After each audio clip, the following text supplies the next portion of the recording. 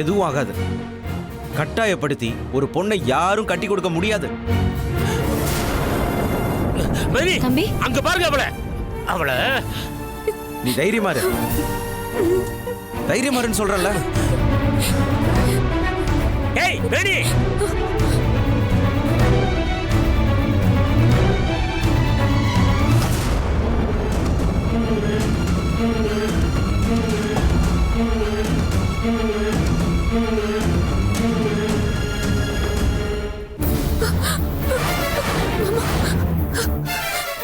மாமா பயமா இருக்கு மாமா.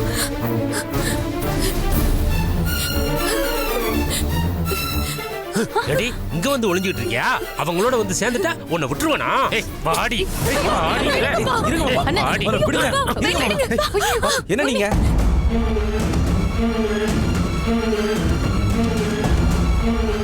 மாமா, நீங்க ஏற்பாடு பண்ணியிருக்கிற கல்யாணத்துல வேணிக்கு விருப்பமே இல்ல.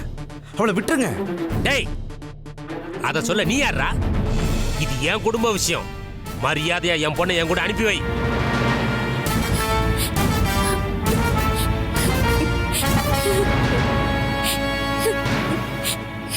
டேய் சரவணா, நீ அவ மனசுல உன் தம்பிய கட்டித்தரன்னு ஆசையை விதைச்சதுனாலதான் இவ்வளவு பிரச்சனையும். இப்ப அவளை என் கூட அனுப்ப போறியா இல்லையா? முடியாதுன்னு முடியாது. இன்னும் எத்தனை வருஷத்துக்கு தான் நீ இப்படி இருக்க போற? அன்னைக்கு நான் ஒருத்தரை விரும்பினப்போ நீ இப்படிதான் இருந்த. இப்ப உன்னோட பொண்ணு விஷயத்திலயும் அதே மாதிரி தான் நடந்துக்கிற. வயசு ஆக ஆக மனுஷனுக்கு நிதானமும் பக்குவமும் கூடுன்னு சொல்லுவாங்க. ஆனா நீ மட்டும் என்ன இப்படியே இருக்க? பிடிக்காத ஒருத்தனுக்கு கல்யாணம் பண்ணி வச்சா அவ எப்படி அவன் கூட நிம்மதியா வாழ்வா? அதையெல்லாம் நீ யோசிக்கவே மாட்டியா? நிறுத்திடு.